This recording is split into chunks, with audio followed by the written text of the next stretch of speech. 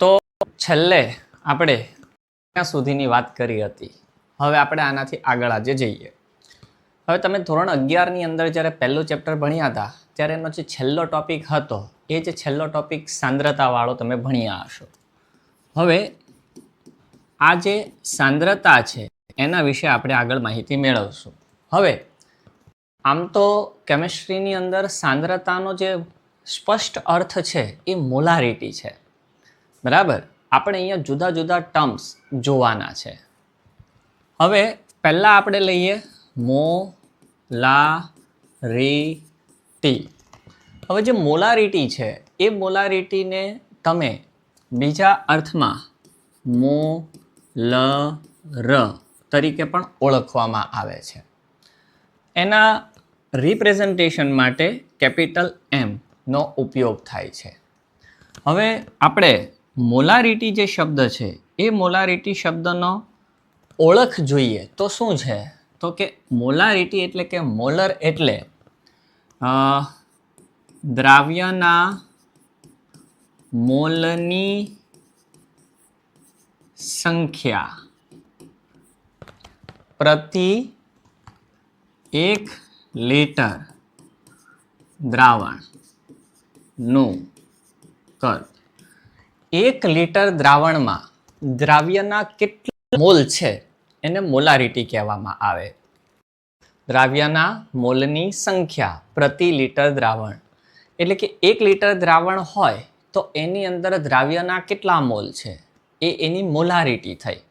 ઘણીવાર પરીક્ષાની અંદર આવો પ્રશ્ન પૂછાય છે કે નીચેના પદો સમજાવો. માનો કે મોલારિટી પૂછ્યું તો પહેલાં તમારે એની વ્યાખ્યા લખવાની. હવે એની વ્યાખ્યા બનાવવી હોય તો શું બનાવાય? આપણે આટલું જ યાદ રાખવાનું, એના પછી વ્યાખ્યા આપણે બનાવી નાખવાની, ગૂંખવાનું નહીં. શું લખવાનું? મોલારિટી એટલે પ્રતિ 1 લીટર દ્રાવણમાં દ્રાવ્યના મોલની સંખ્યા. ફરી પાછો બોલું છું, પ્રતિ 1 લીટર દ્રાવણમાં દ્રાવ્યના મોલની સંખ્યા એને કહેવામાં આવે છે એની મોલારિટી. હવે તમે 11મા ધોરણમાં આ ટોપિક આમ તો જુઓ તો ભણીને આવ્યા, જેની અંદર મોલ શબ્દ તમે ભણીને આવ્યા છો. તો મોલ એટલે શું? તો મોલનું સામાન્ય જે સૂત્ર છે તે મોલ એટલે આપેલું દળ છેદમાં આણ્વીય દળ. એટલે કે જે વજન આપેલું છે પદાર્થનું એના ભાગ્યા એટલે કે એનાથી આપણે એના મોલર દરથી આણ્વીય દળથી એનો ભાગાકાર કરો એટલે તમને મોલ મળે. તો માનો કે આ જ સૂત્રને આપણે બીજી રીતે લખવું હોય તો કેવી રીતે લખી શકાય? આ મોલને હટાવીને તો કે દ્રાવ્યનું વજન, દ્રાવ્યનું દળ, બરાબર, W છેદમાં દ્રાવ્યનું આણ્વીય દળ. આણ્વીય દળ કોનું? દ્રાવ્યનું, ગુણ્યા દ્રાવણનું કદ. દ્રાવણનું કદ લીટરમાં, બરાબર. આ રીતે પણ તમે એને લખી શકો. હવે આ કેવી રીતે લાવ્યા? તો જે અહીંયા મોલ હતી એ મોલની જગ્યાએ મોલની ફોર્મ્યુલા લખી દીધી. હજી એક ચેન્જીસ આમાં તમે કરી શકો. શું ચેન્જીસ કરી શકાય? કે અહીંયા જે મેં દ્રાવણનું કદ લીટરમાં લખ્યું છે એની જગ્યાએ mlમાં લખવું હોય તો સૂત્ર શું બને? તો કે દ્રાવ્યનું વજન ગુણ્યા 1000 છેદમાં દ્રાવ્યનું આણ્વીય દળ ગુણ્યા દ્રાવણનું કદ mlમાં. આ પણ એક સૂત્ર છે, બરાબર. પણ કોઈ દિવસ આને ગોખવાનું નહીં. આને મેં કીધું ને આમાં એક યાદ રાખી અને બાકીનું બધું આપણને સમજણ શક્તિથી સમજી લેવાનું ને આપણે જાતે લખવાનું. બીજી એક વસ્તુ અહીંયા ઇમ્પોર્ટન્ટ છે કે આટલું ભણી લીધા પછી શું કરવું જોઈએ? આનો અર્થ સમજવો જરૂરી છે. હવે અર્થ ન સમજે અને પછી આગળ જાય તો થાય છે શું? એનો પ્રોબ્લેમ એ આવીને ઊભો રહી છે કે પણ એનાથી દાખલા નથી થતા. તમારાથી જો અગર આના જેટલા પ્રકારના દાખલા છે ન થતા હોય તો એનું રીઝન તમને સોલ્યુશન આ અને આના પછીના 2 વિડીયો બરાબર જોશો એટલે તમારો આ પ્રોબ્લેમ સોર્ટ આઉટ થઈ જશે. હવે માનો કે આવું લખેલું હોય કે 0.1 મોલર NaOH નું દ્રાવણ આવું લખેલું છે સપોઝ 0.1 મોલ NaOH નું દ્રાવણ. હવે માનો કે મારે આનો અર્થ કાઢવો છે. આનો અર્થ શું નીકળે? તમારે શું ફોકસ કરવાનો કે અહીંયા મોલર છે, કેપિટલ M, એટલે કે મોલારિટીની આપણને વાત કરી છે, બરાબર? તો આનો અર્થ શું થશે કે 0.1 મોલ NaOH 1 લીટર દ્રાવણમાં. 1 લીટર દ્રાવણની અંદર 0.1 મોલ NaOH છે, આવો આનો અર્થ થાય. હા, કદાચ તમે આવું બી લખી શકો કે 0.1 મોલ NaOH 1000 ml દ્રાવણમાં, કારણ કે 1 લીટર એટલે 1000 ml થયો. તો આ રીતે આનો અર્થ કાઢવો જરૂરી છે. તમને એમ થાય મેં સૂત્ર શીખી લીધું, મને આવડી ગયું, મેં રપટો મારી લીધો, ચાલશે. એનો અનુભવ તમને ખબર છે કે તમારાથી દાખલા નથી થતા, જો નહીં થતા હોય તો, બરાબર? તો એક મોલારિટી છે, સાથે સાથે લખતા જાઓ. બીજો જે ટર્મ છે એ છે મોલાલિટી. મોલારિટી નહીં, મોલાલિટી, જેને બીજા શબ્દોની અંદર મોલ તરીકે પણ ઓળખવામાં આવે અને એને સ્મોલ m થી રિપ્રેઝેન્ટ કરવામાં આવે. હવે મોલાલિટી એને આપણે સમજવું હોય તો શું છે મોલાલિટી? તો કે દ્રાવ્યના મોલની સંખ્યા પ્રતિ 1 કિલોગ્રામ દ્રાવકમાં. 1 કિલોગ્રામ દ્રાવકની અંદર દ્રાવ્યના કેટલા મોલ છે? તમે જો મોલારિટી છે એની અંદર દ્રાવ્યના મોલની સંખ્યા પ્રતિ લીટર દ્રાવણમાં છે. કદ આપ્યું છે અને દ્રાવણનું આપ્યું છે. જ્યારે મોલાલિટીની અંદર મોલની જ સંખ્યા છે, બટ એની અંદર 1 કિલોગ્રામ દ્રાવકમાં છે. જેમ કે હું તમને એમ કહું કે મારી પાસે બીકરમાં 1 કિલોગ્રામ પાણી છે. હવે એક ચીજ યાદ રાખજો કે 1 લીટર અને 1 કિલોગ્રામ બંને સરખા હોઈ પણ શકે, બંને સરખા ન પણ હોઈ શકે. કેવી પરિસ્થિતિમાં 1 લીટર બરાબર 1 કિલોગ્રામ થાય? તો કે જ્યારે એની ડેન્સિટી 1 ગ્રામ પર ml હોય ત્યારે. આપણે અત્યારે ડેન્સિટી વિશે વાત કરવી નથી, દાખલા જ્યારે નેક્સ્ટ લેક્ચર આપીશ ત્યારે તમને બતાવીશ. હવે 1 કિલોગ્રામ પાણીની અંદર સપોઝ કે મારી પાસે 0.1 મોલ NaOH છે. શું છે? 0.1 મોલ NaOH છે. ડિફરન્સ સમજો તમે. અહીંયા NaOH 0.1 મોલ છે. શેમાં? 1 કિલોગ્રામ પાણીમાં. તો આ જે દ્રાવણ છે એ દ્રાવણ 0.m મોલલ NaOH નું દ્રાવણ છે. પેલામાં કીધું મેં તમને, અહીંયા 0.1 મોલર એટલે 0.1 મોલ NaOH 1000 ml દ્રાવણમાં હતા. જ્યારે અહીંયા શું વાત કરીએ છીએ આપણે? 1 કિલોગ્રામ પાણીની વાત કરીએ છીએ. એટલે મોલારિટી નથી, એ મોલાલિટી છે. હવે અહીંયા જે મોલની સંખ્યા છે તો મોલનું સૂત્ર મેં શીખવાડ્યું એ પ્રમાણે આપણે ફોર્મ્યુલા, તો કે દ્રાવ્યનું વજન ગ્રામમાં ભાગ્યા દ્રાવ્યનું આણ્વીય દળ ગુણ્યા દ્રાવણનું કદ. સોરી, અહીંયા દ્રાવણનું કદ નહીં આવશે. શું આવશે?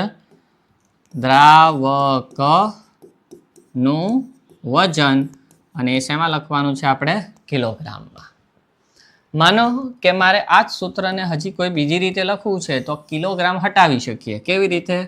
તો કે દ્રાવ્યનું વજન ગુણ્યા 1000 છેદમાં દ્રાવ્યનું આણ્વીય દળ ગુણ્યા દ્રાવકનું વજન, અને હવે શેમાં લખવાનું? ગ્રામમાં. કેમ? કારણ કે આપણે ઉપર 1000 લખ્યા એટલે ગ્રામમાં થઈ જાય. હવે માનો કે આ જ વસ્તુ હોતે અને તમને આવું લખીને આપતે કે 0.1 મોલ NaOH નું દ્રાવણ, તો એનો મતલબ શું થાય? તો એનો મતલબ આ જ થાય આ કે 0.1 મોલ NaOH શેમાં? 1 કિલોગ્રામ દ્રાવકમાં. આ એનો અર્થ થાય. બરાબર.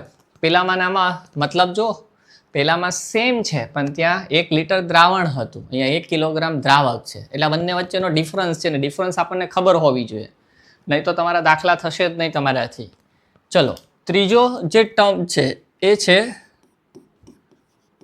નોર્માલિટી.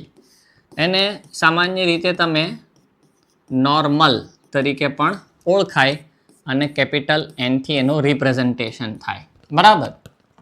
એનસીઆરટીની અંદર આ આપેલું નથી પણ તમારે જાણવું જરૂરી છે. હવે જે નોર્માલિટી છે એની અંદર કેવી રીતે થશે તો કે દ્રાવ્યનું વજન ગ્રામમાં છેદમાં દ્રાવ્યનો તુલ્ય ભાર, દ્રાવ્યનો તુલ્ય ભાર ગુણ્યા દ્રાવણનું કદ લીટરમાં. હવે અહીંયા તમારા માટે શાયદ તમે તો જાણતા હશો 11 કરીને આવ્યા હો એટલે કે અહીંયા તુલ્ય ભાર શબ્દ છે એ શું છે? Equivalent weight. તો એ તુલ્ય ભાર શોધવા માટેની 3 મેથડો છે.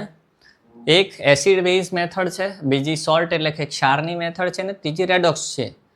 એ હું તમને એક અલગથી લેક્ચર આપી દઈશ, એની અંદર જોઈ લેજો કે પૂરા અડધો પોણો કલાકનું આખું એ શીખવા લાયક વસ્તુ છે.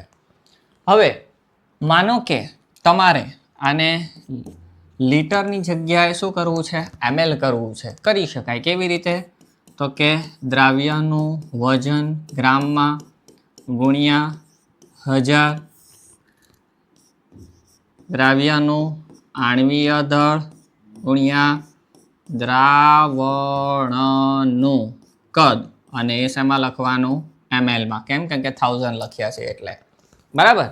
હવે આને સામાન્ય રીતે તમારે લખવું હોય તો શું લખાય? તો કે દ્રાવ્યના ગ્રામ તુલ્યની સંખ્યા પ્રતિ 1 લિટર દ્રાવણમાં. 1 લિટર દ્રાવણની અંદર દ્રાવ્યના ગ્રામ તુલ્ય, ગ્રામ ઇક્વિવેલેન્ટની સંખ્યા. બરાબર. આ તમારા એનસીઆરટીમાં નથી, શીખવું જરૂરી છે. ત્યાર પછી છે ફોર્માલિટી, જેને તમે ફોર્મલ તરીકે પણ ઓળખી શકો અને એને કેપિટલ એફથી રજૂ કરવામાં આવે. જો પહેલી જે ફોર્મ્યુલા છે બરાબર યાદ રાખીને પછી બીજીમાં શું ચેન્જ કરવાનો, ત્રીજીમાં શું ચેન્જ કરવાનો અને ચોથીમાં શું ચેન્જ કરવાનો એક શીખી શકાય એવું છે. એટલે એની અંદર તમને મુશ્કેલી નહીં આવશે. હવે માનો કે આપણે આની સૂત્ર બનાવવું છે, આગલાને ધ્યાનમાં રાખશો તો જલ્દી આવડી જશે. કે દ્રાવ્યનું વજન ગ્રામમાં છેદમાં, હવે અહીંયા આપણે લખવાનું છે ફોર્મલ માસ. બરાબર. ફોર્મલ માસ. હવે ગુણ્યા દ્રાવણનું કદ લીટરમાં. બરાબર. તો અહીંયા તમારો પ્રશ્ન એવો હશે કે આ જે ફોર્મલ માસ છે એ ફોર્મલ માસ શું છે? ફોર્મલ માસ તમે ખરેખર તો ભણીને જ આવ્યા છો. 11મા ધોરણમાં એક ટેબલવાળો દાખલો કરતા હતા, એમાં એને કેવી રીતે કાઢી શકાય? સપોઝ તમારી પાસે ગ્લુકોઝ છે C6H12O6. બરાબર. આ આપણી પાસે ગ્લુકોઝની ફોર્મ્યુલા છે. હવે આ ગ્લુકોઝનું આણ્વીય દળ શોધતા તો તમને આવડે જ છે કે 12 × 6 વત્તા 12 × 1 વત્તા 6 × 16 એટલે તમને 180 ગ્રામ પર મોલ એનું આણ્વીય દળ મળશે. એટલે પણ મારે એનું ફોર્મલ માસ નીકાળવું છે તો શું કરવાનું કે પહેલાં તમારે એ વિચારવાનું કે આમાં 6, 12 અને 6 માંથી કોઈ કોમન નીકળે એવું છે? પહેલાં એ જુઓ. સપોઝ આમાંથી 6 કોમન નીકળે છે તો 6 કોમન કાઢીએ તો બચે શું? C1H2O1 આવું બચશે. આ એની ફોર્મલ ફોર્મ્યુલા કહેવાય. બરાબર. અને આનું પછી તમે કરો 12 વત્તા 2 ગુણ્યા 1 વત્તા 16. બરાબર છે. એટલે કરીબ એમ કહું કે 12 ને 2 14 30 મળશે, જે એનું ગ્રામ ફોર્મલ ફોર્મ્યુલા માસ કહેવાય. બરાબર. બીજી વસ્તુ, આ લીટર છે એની જગ્યાએ તમારે ml કરવું છે. શું કરવાનું? અહીંયા જો તમારે લીટરનું ml કરવું હોય તો અહીંયા તમારે મલ્ટીપ્લાય બાય શું કરવાનું? 1000. ત્રીજી વસ્તુ, એક MCQ આનો એ યાદ રાખવાનો કે સામાન્ય રીતે આ ક્યાં ઉપયોગ થાય? તો જે ફાર્માસ્યુટિકલ કંપનીઝ છે એની અંદર આ પદ્ધતિનો સૌથી વધારે ઉપયોગ થાય છે. એક ઓર MCQ. હવે જો ફર્સ્ટ મેં તમને જે ભણાવ્યું એની અંદર મોલારિટી હતી. મોલારિટીમાં દ્રાવણનું કદ હતું, બરાબર, પણ મોલાલિટીમાં કશે કોઈ જગ્યાએ કદની વાત કરી જ નથી, બધી દળની જ વાત કરી છે. નોર્માલિટીમાં પણ દ્રાવણના કદની વાત આવે છે અને ફોર્માલિટીમાં પણ દ્રાવણના કદની વાત આવે છે. એક પ્રશ્ન પૂછાય છે કે નીચે પૈકી કોણ તાપમાનથી અસર કરે છે, એટલે કે તાપમાન વધે ઘટે તો સાંદ્રતા પર કોની અસર થાય છે? તો તમારે કેવી ફોર્મ્યુલા પસંદ કરવાની કે જેની અંદર કદ આવતું હોય, કોઈ પણ કદ આવતું હોય. અને જો કદ આવતું હોય તો સમજી લેવાનું કે એના પર તાપમાનની અસર થાય. શેના પર તાપમાનની અસર નહીં થાય? તો મોલાલિટી. કેમ? કારણ કે એમાં બધું દળ આપેલું છે એટલા માટે, બરાબર. હવે કોઈને એવું થતું હોય કે મને આ ફોર્મ્યુલા સર યાદ જ નથી રહેતી, તો એને એડવાઇસ આપીશ કે પહેલી એક યાદ રાખવાની, બરાબર, કે આ બરાબર યાદ રહી જાય તો મોલાલિટીમાં અહીંયા દ્રાવણના કદની જગ્યાએ છે દ્રાવકનું વજન, નોર્માલિટીમાં અહીંયા દ્રાવ્યના આણ્વીય દળની જગ્યાએ છે ઇક્વિવેલન્ટ વેટ, ગ્રામ તુલ્ય ભાર, અને ફોર્માલિટીમાં છે અહીંયા ફોર્મલ માસ. બસ આટલા ચેન્જ યાદ રાખો તો ફોર્મ્યુલા આપણને યાદ રહી જાય, બરાબર. ચાલો આગળ વધીએ. ત્યાર પછી છે તમારી પાસે પર્સન્ટેજ W/W. હવે W/W એટલે શું? એને કહેવામાં આવે છે માસ બાય માસ. શું કહેવામાં આવે છે? માસ બાય માસ. હવે એની ફોર્મ્યુલા કઈ રીતે બનાવવાની? અને પર્સન્ટેજ પાછો શબ્દનો ઉપયોગ કરેલો છે, ટકાવારી આપેલી છે. તો એના માટે ઉપર પણ દળ, નીચે પણ દળ. નીચે દળનો અર્થ ફિક્સ છે, દ્રાવણનું દળ, પણ ઉપરના દળના બે અર્થ થાય છે. હવે આપણું જે દ્રાવણ છે એ તમને ખબર છે કે દ્રાવણની અંદર એટલીસ્ટ બે પાર્ટ છે. એક છે દ્રાવ્ય અને બીજું છે દ્રાવક. તો તમારે કોના દળની ટકાવારી શોધવી છે? જેના દળની ટકાવારી શોધવી હોય, ઉપર એનું દળ, નીચે દ્રાવણનું દળ. એટલે માનો કે મારે દ્રાવ્યના પર્સન્ટેજ વેઇટ બાય વેઇટ લાવવું છે, બરાબર, દ્રાવ્ય માટે. તો ફોર્મ્યુલા શું બને? કે દ્રાવ્યનું વજન ગ્રામમાં છેદમાં દ્રાવણનું વજન ગુણ્યા 1000 નથી લખવાના ભૂલથી, 100. કેમ? કારણ કે અહીંયા આપણે ટકાવારી શબ્દનો પ્રયોગ કર્યો છે અને 100થી પર્સન્ટેજ નીકળે એટલા માટે, બરાબર. માનો કે મારે દ્રાવક માટે પર્સન્ટેજ શોધવાના હોતે તો ઉપર કોનું વજન આવતે? દ્રાવકનું. નીચે તો ફિક્સ જ છે કે દ્રાવણ એનું દળ ગુણ્યા 100, બરાબર. હવે માનો કે આપણને આવી રીતે લખીને આપેલું છે 25% W/W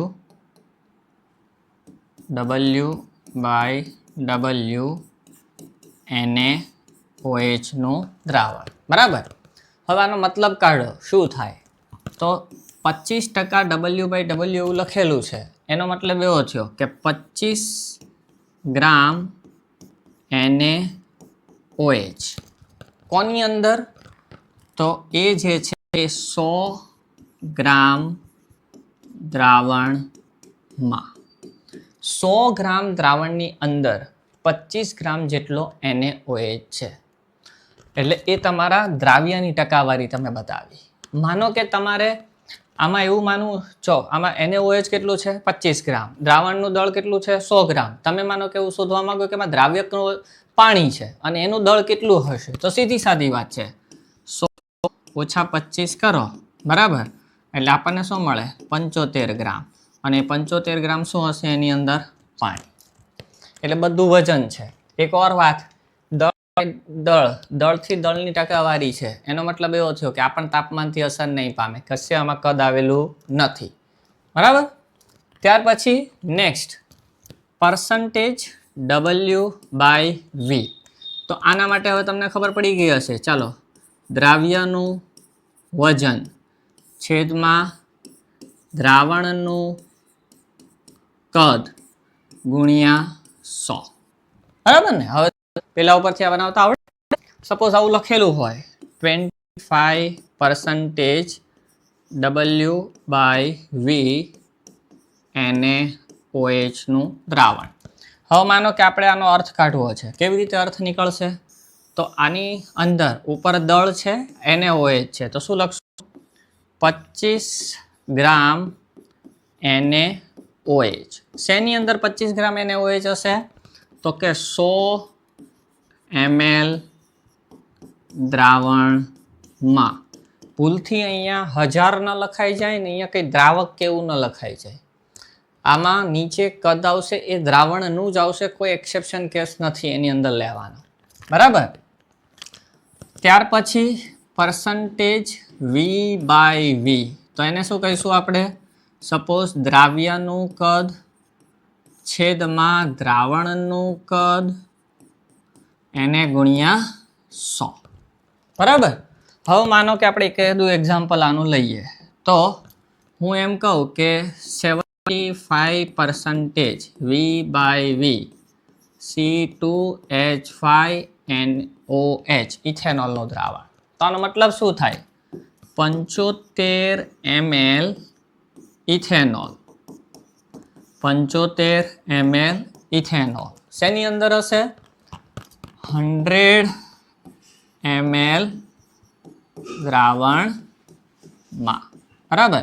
તો અહીંયા percentage weight by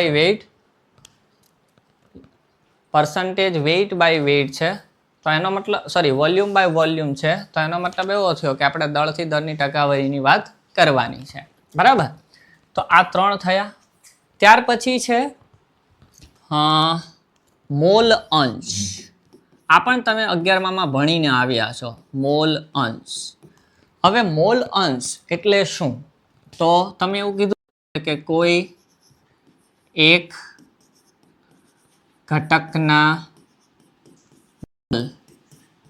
છેદમાં દ્રાવણના કુલ મોલ.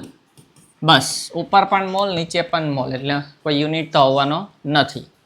તો અહીંયા આપણે દ્રાવણમાં જે 2 ઘટકો છે એવું માની લઈએ, બાઇનરી છે, કે દ્રાવ્ય અને દ્રાવક બંનેમાંથી કોઈના પણ મોલ અંશ શોધવા હોય તો જેના મોલ અંશ શોધવા હોય એના મોલ, નીચે દ્રાવણના કુલ મોલ. યાદ રાખજો કે દ્રાવ્ય અને દ્રાવકના મોલ અંશને શોધો ત્યારે એનો જવાબ 1 થી ઓછો જ આવશે, કારણ કે દ્રાવણના કુલ મોલની સંખ્યા હંમેશા વધારે જ હોય. હા, એક ટ્વિસ્ટ વાળો ક્વેશ્ચન છે, શું કોઈનો મોલ અંશ 1 હોઈ શકે? તો આમાં 2 જવાબ પોસિબલ છે. એક, દ્રાવણનો મોલ અંશ 1 હોય. સમજો, દ્રાવણનો મોલ અંશ 1 હોય, કેમ કે બંનેના મોલ અંશ ભેગા કરી દો એટલે 1 જ થાય. હવે એક એવો પ્રશ્ન છે કે શું કોઈ દિવસ દ્રાવક અથવા એના એક ઘટકનો આખાનો મોલ અંશ 1 હોઈ શકે દ્રાવ્યનો? હા, હોઈ શકે. એ હું તમને ચેપ્ટર ચલાવતી વખત એક જગ્યાએ છે ત્યાં હું બતાવીશ. બરાબર? આ પણ તાપમાનથી કોઈ અસર નહીં પામે. કેમ નહીં પામે? કારણ કે આની અંદર કોઈ કદની વાત કરેલી નથી. અને છેલ્લું જે ટર્મ છે ppm, આનો મતલબ થાય પાર્ટ્સ પર મિલિયન. એટલે કે કુલ આપણી પાસે 10⁶ ભાગ છે, મિલિયન 10 લાખ ભાગ છે. બરાબર? ટોટલ જે 10 લાખ ભાગ છે એમાંથી 1 ભાગ એટલે એને કહેવાય ppm. સપોઝ એવું લખેલું હોય કે 1 ppm, તો એનો મતલબ એવો થયો કે કુલ આપણી પાસે 10⁶ ભાગ છે, પાર્ટ્સ છે, અને ટોટલ જે 10⁶ જેટલા 10 લાખ ભાગ છે એમાંથી કોઈ 1 ભાગ એટલે 1 ppm. જેમ કે મારી પાસે સપોઝ કે 1 ppm CO2 છે. બરાબર? તો એનો મતલબ શું થયો કે કુલ આપણી પાસે 10⁶ અણુઓ કે આખા ભાગો છે એવું માની લઈએ. બરાબર? ટોટલ 10⁶ જેટલા છે. એમાંથી 1 ppm CO2 એનો મતલબ એવો થયો કે એમાંથી મારી પાસે એક CO2 મોલિક્યુલ છે, એટલે કે અણુ છે, એને કહેવાય 1 ppm ઓફ CO2. એટલે ટોટલ 10 લાખ ભાગ હોય એમાંનો એક ભાગ, એને 1 ppm કહેવાય. હવે એની ફોર્મ્યુલા બે રીતે આપી શકાય છે, W/W ઇન્ટુ 10⁶ અને વોલ્યુમ/વોલ્યુમ ઇન્ટુ 10⁶. કેમ બંને રીતે અપાય? તો કે હવે તમે શેમાં લખો છો? દળથી દળમાં લખો છો કે કદથી કદમાં લખો છો? એના ઉપર આધાર રાખે છે કે ppm. હા, બંને સાચી છે. હવે એ નિર્ભર રહેશે કે તમને કઈ રીતે ક્વેશ્ચન દાખલો પૂછાણો છે ત્યારે એ જોઈ લેવાનું, બરાબર? એટલે 1 ppm હજી પણ તમને હું કહું કે સપોઝ હું તમને એમ કહું કે 0.035 ppm NO2 આવું લખેલું છે, તો આનો મતલબ શું થાય કે કુલ જે છે 0.035 ભાગ NO2 ના શેની અંદર? પ્રતિ 10 લાખમાં. પ્રતિ 10 લાખે મારી પાસે 0.035 ભાગ NO2 અવેલેબલ છે. તમને આના દાખલા બહુ હેરાન કરતા હશે, હું તમને સરળ પદ્ધતિથી દાખલા કરાવીશ. પહેલાં આ વિડીયોને જોવો, ફોર્મ્યુલા બધી લખો, સમજો, પછી એને મોઢે લખવાની ટ્રાય કરો, થઈ જાય પછી આગળવાળો વિડીયો જોજો. ધન્યવાદ. ગમ્યું હોય તો શેર કરો, સબસ્ક્રાઈબ કરો. ધન્યવાદ.